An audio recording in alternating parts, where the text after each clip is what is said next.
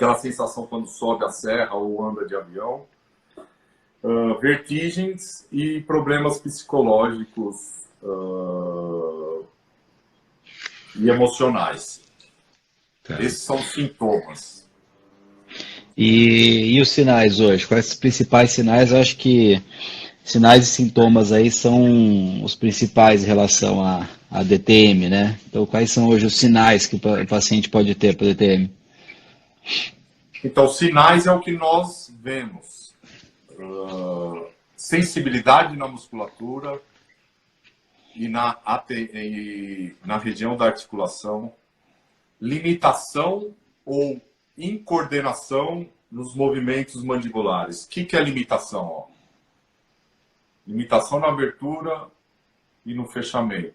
Ou incoordenação, que é abrir torto a boca, por exemplo. Isso é uma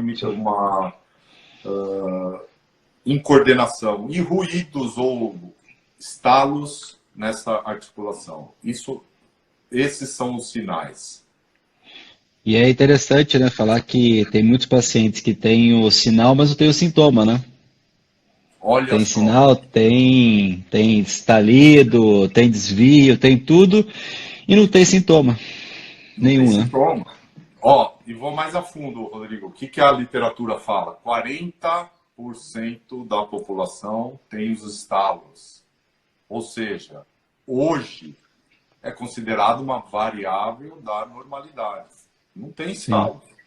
Desculpa, tem o estalo, quer dizer que não tem uma alteração ou tem que fazer cirurgia, nada disso. Não tem.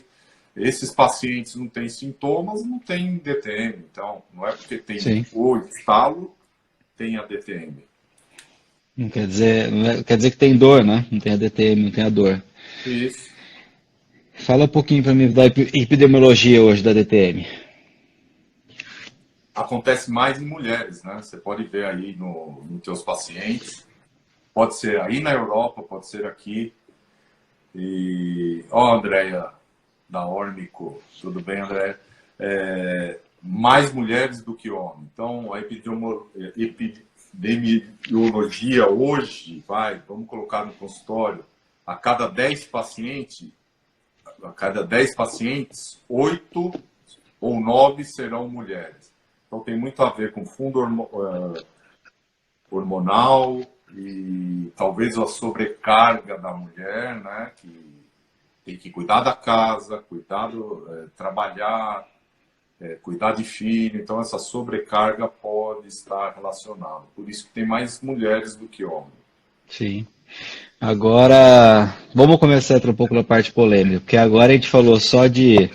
Você falou aí da epidemiologia, o que que é DTM. É, vamos fazer uma pergunta antes de entrar na parte polêmica aí, vamos falar quais são os tipos de DTM que nós temos hoje? DTM, acho que alguém perguntou aí, passou a pergunta, DTM muscular e DTM articular, e ou ambas juntas, né? Ambas As juntas. duas. Agora uma pergunta polêmica. Ah, qual que é hoje a relação entre oclusão e dor? Ai, ai, ai. Eu fui treinado lá por um bom professor que eu tinha que fazer ajuste oclusal para tratar a dor. O professor Percy, lá do Peru, estaremos em Huánuco falando de tudo isso que eu estou falando hoje, porém em espanhol, no final desse mês, né? Um abraço, professor. Oclusão e dor hoje não tem pouca evidência científica. Porque pensa bem, Rodrigo, o cara que não tem dente e não tem dor, eu que tenho as 6 chaves de oclusão de Enders e tenho a DTM, e aí, o que faremos? É autoadaptação do paciente. Então, a oclusão tem pouca relação com a dor do paciente. Vai ter mais relação, a parte emocional, fatores de risco como bruxismo, mão no queixo, muito tempo no computador, digitando, postura. Isso aí tem a ver com a dor. A oclusão, pouca relação. Se a pessoa tem a mordida cruzada, não quer dizer que aquela mordida cruzada causa a dor dele. E sim, como ele usa os dentes, ou seja, tocar ou isso, a parafunção, que seria apertar o dente, que é o fator de risco que nós falamos hoje, né? Agora é interessante, fez uma pergunta, qual que seria a relação com a parafunção? Fala um pouquinho de parafunção, o que que seria hoje parafunção aí? É tudo que não é um movimento natural. O bruxismo hoje não é só ranger dentes à noite, né? Então, o bruxismo, vamos deixar claro, o bruxismo é ranger, apertar e o mais importante, tocar dentes. Toquei dente aqui. Ó, apertei, olha bem o meu masseter. Agora, se eu toco o dente, o masseter fica contraído com baixa intensidade e longa duração. Então, o bruxismo de vigília, que é acordado, tem mais importância na dor hoje. Veja você colando um bracket lá, movimentos de alta concentração. Você acha que você não toca o dente? Ah, por muitas vezes. Toca o dente.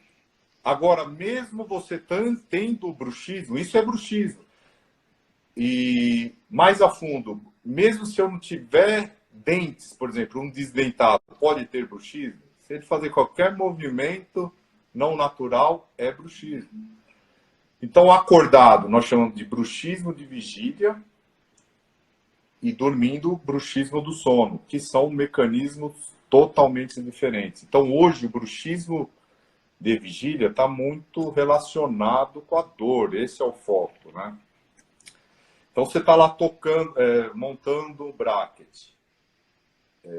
Você vai tocar dente. Agora, você pode tocar mais dente do que eu, ou apertar mais e não ter dor. E eu ter dor se eu toco um pouquinho. Porque a minha resistência, a minha adaptação é diferente da sua.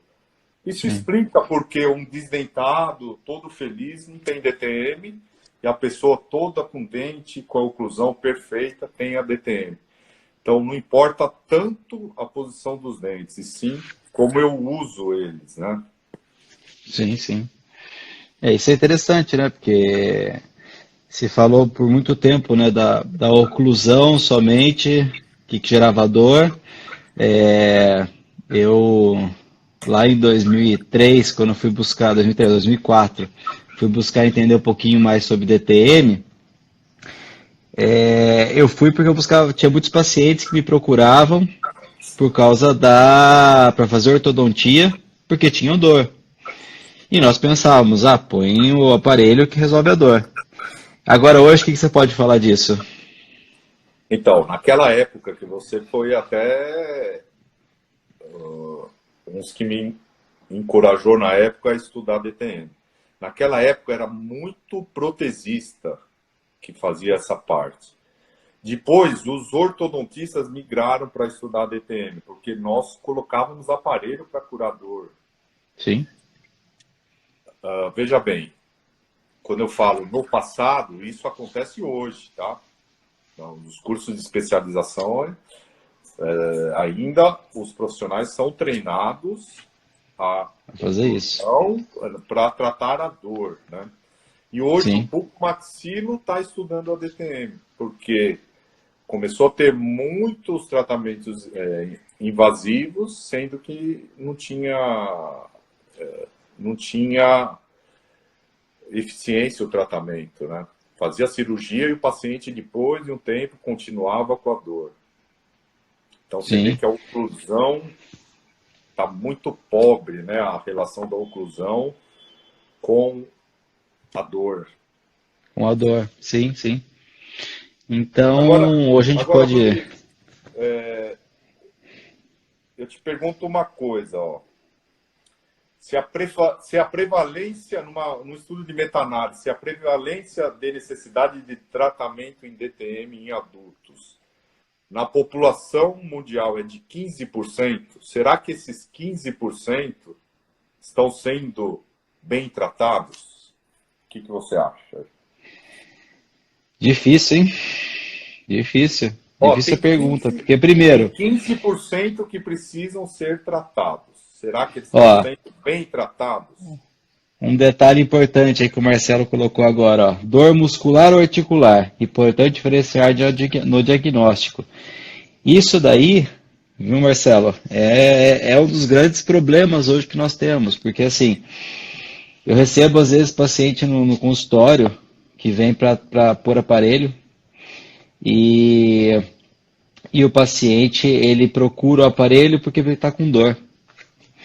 E o que eu tenho visto é que essa linha ainda de tratar DTM muscular, DTM articular, é uma coisa que no Brasil está mais difundido.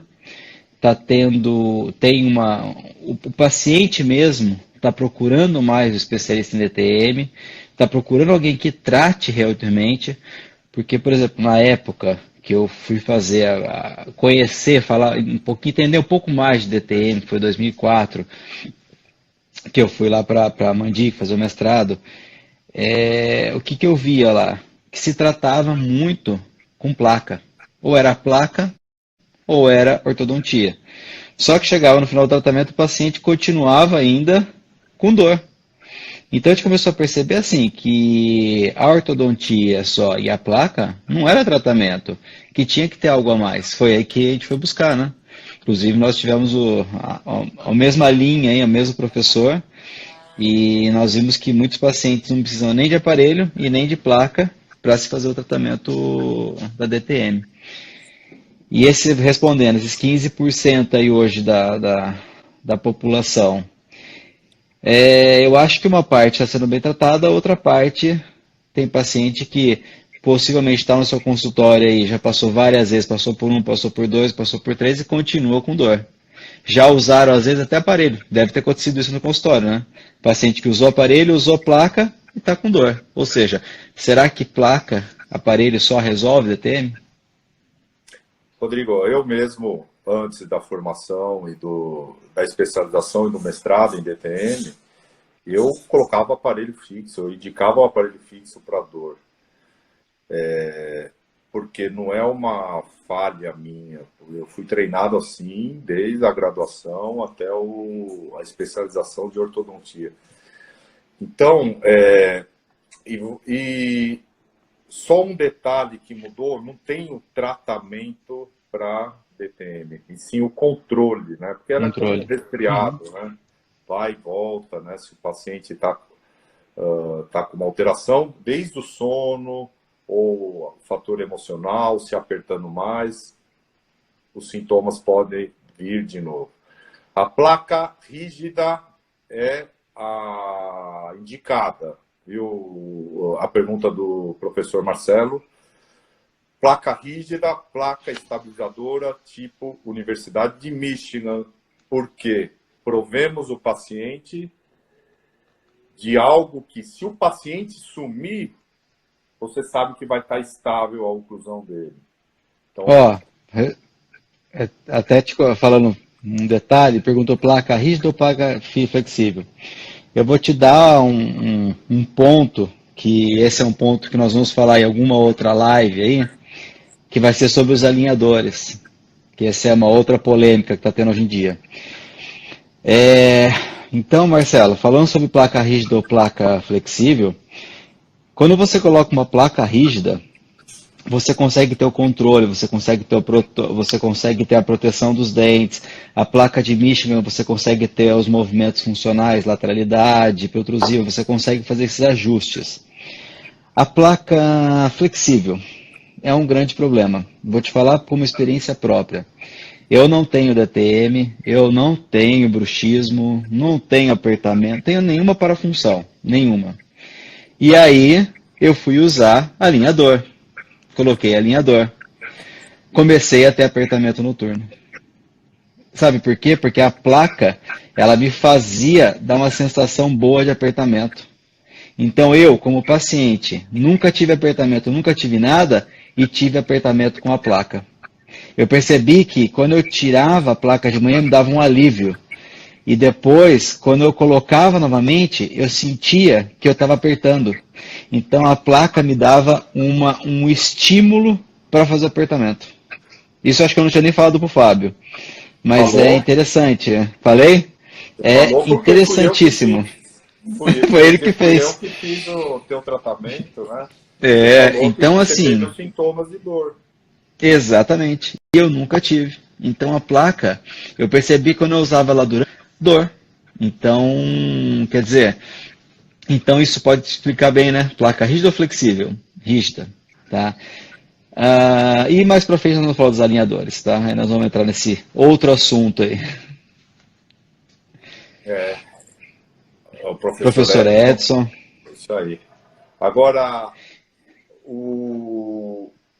nós fomos treinados também aqueles ajustes oclusais para não ter dor. Daí eu te falo um trabalho interessante, que é um trabalho já bem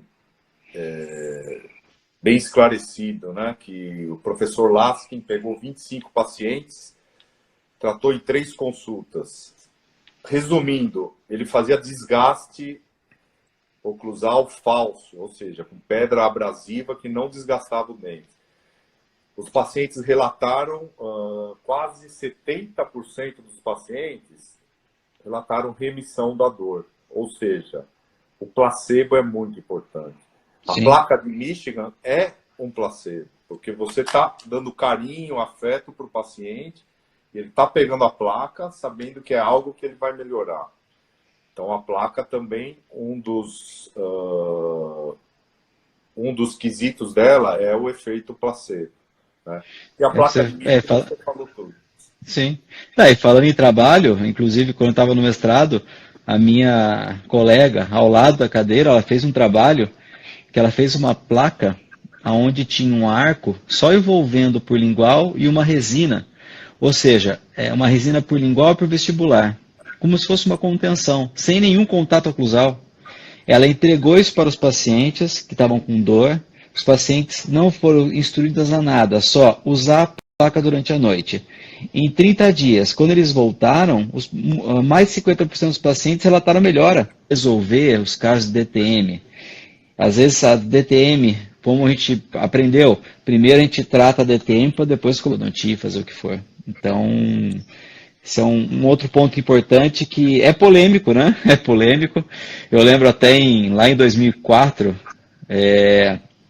2005, eu comecei em 2004. Quando foi 2005, eu cheguei para alguns colegas ortodontistas e fui falar isso, falar assim, não pessoal, não se trata DTM com ortodontia, com oclusão, todo mundo falou assim, calma aí, como assim, como não se trata?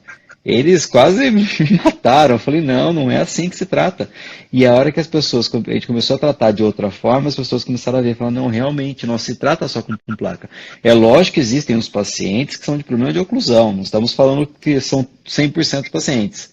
Grande maioria desses pacientes de DTM são tratados hoje sem aparelho e sem placa. Não é isso, Fábio? Você que faz muita DTM no consultório? Exatamente. É porque o paciente, você vai prover o paciente da postura. É difícil, eles estão chegando, apertando os dentes. Você provavelmente será o primeiro a falar que a posição correta é lábios fechados, quem fecha o lábio, e dentes separados. E aí aquela contração de baixa intensidade e longa duração, ela é eliminada.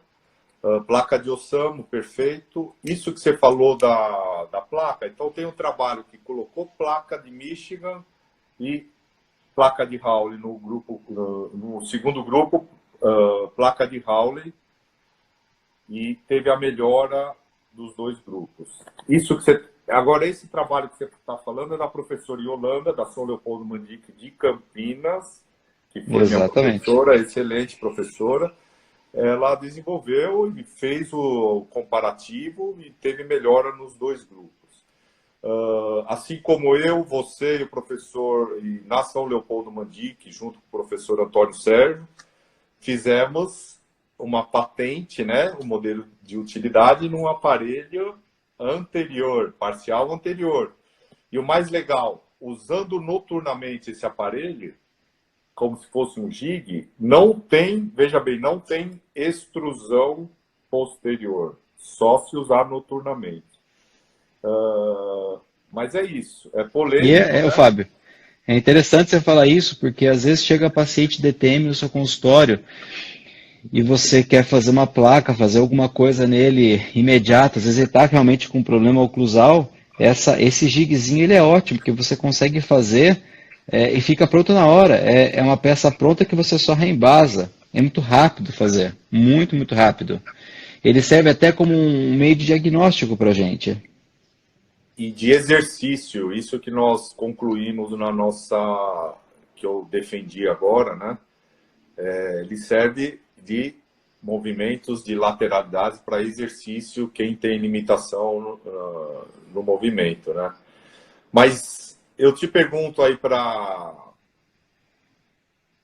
tentar esclarecer a confusão. A ortodontia cura, causa ou previne a DTM? Não, Difícil, né? não. Na minha visão, não. Porque eu vi isso desde 2004, né? Basicamente, quando eu fui lá para Mandique, eu vi que realmente os pacientes com dor, a grande maioria, não foram tratadas depois foram tratadas com ortodontia. Foram tratadas de outra forma. Alguns casos eu fiz primeiro a DTM, melhorei a dor do paciente e depois eu fiz ortodontia. Então, hoje a filosofia que eu procuro utilizar é tratar DTM e depois ortodontia. E não tentar ortodontia para tratar DTM. Então, pouquíssimos casos, pode ser um caso, paciente com uma oclusão. Vou dar um exemplo. Se a oclusão realmente causasse DTM, todo paciente com mordida cruzada, todo paciente com mordida aberta, todo paciente com mordida profunda, todo paciente classe 2 tinha dor. Quantos pacientes você recebe que só tem mordida aberta, que toca só o segundo molar, e o paciente relata, tem dor? Não. Tem desconforto? Não. Tem estalo? Não. Tem nada. E aí, por muitas vezes, lá atrás, você fazia ortodontia e o paciente começava a ter estalo, começava a ter dor, começava a ter outros sintomas. Ou seja, é o efeito inverso, você trata a ortodontia e vem a DTM. Então, na verdade, tem que tomar muito cuidado, tem que fazer um planejamento muito cuidadoso, principalmente nesses pacientes que não têm sintomatologia nenhuma, que é o que a gente falou no início, né? Sinal e sintoma. Então, às vezes o paciente não tem sintomatologia nenhuma, não tem sinal nenhum. Se faz ortodontia, o paciente vem com sinal e com sintoma, tá? Vem com estalido, vem com dor. Então tem que tomar muito cuidado. O diagnóstico tem que ser muito preciso, tá? Preciso. Não dá para falar assim, eu vou pôr aparelho para tratar DTM. Não, eu vou tratar DTM, depois eu vou pôr ortodontia para corrigir um contato prematuro, para corrigir uma mordida aberta, para corrigir uma mordida profunda, mas não para tratar DTM. Essa é a minha opinião, e a sua? Assim, não é nem opinião, né? É, Vamos lá. Primeiro, o ortodontista, o dentista brasileiro, às vezes nem sabe que tem a especialidade de DTM e dor orofacial, porque ele faz a cartinha direto para o bucomaxilo. Então ele não sabe. Então tem um trabalho de um professor meu, olha que legal, ele pegou a lista da ABOR, professor Reinaldo Martins, já foi presidente da Sociedade Brasileira de DTM. Então ele pegou 160 ortodontistas do livrinho da ABOR da época e fez uma história clínica típica de um paciente com enxaqueca. Quase 70% dos ortodontistas indicaram aparelho para tratar a enxaqueca. Então, você vai vendo a confusão. Claro que está melhorando, né? Daí você pega trabalhos e trabalhos, né? Revisão sistemática de 402 pacientes que não têm relação de DTM com ortodontia. E aí vai. Tem mais de 100 trabalhos mostrando. Mas, claro, a ciência está aí para ajudar a gente.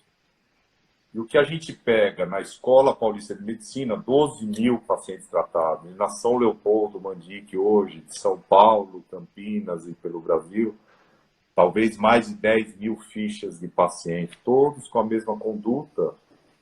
Você vê que tem mais a sobrecarga muscular e a oclusão fica em segundo plano, né, para controlar esses pacientes. É isso. Acho que deu para esclarecer ou mais, ou talvez mais um pouco. Era despertar alguma coisa, Rodrigo, porque tem muita gente que sofre, né? E se a pessoa Sim. tem grana e está com dor, ela vai reabilitar dente, vai fazer o que for, vai fazer cirurgia para tentar melhorar a dor ou aquele sofrimento. E a gente não vê isso. Então, o pensamento é quanto menos melhor, quanto tratamentos menos irreversíveis, melhor para o controle desses pacientes. Ô, Fábio, acho que vamos fazer o seguinte, na próxima semana, na nossa próxima live, vamos falar um pouquinho de diferença entre DTM muscular e DTM articular e tratamentos. Acho que é uma live interessante para a gente fazer na próxima semana, porque hoje a gente está falando de DTM e a semana que vem a gente fala sobre tratamentos e a diferenciação das duas. Condutas clínicas, exatamente, perfeito. Como a gente maneja esse paciente, correto?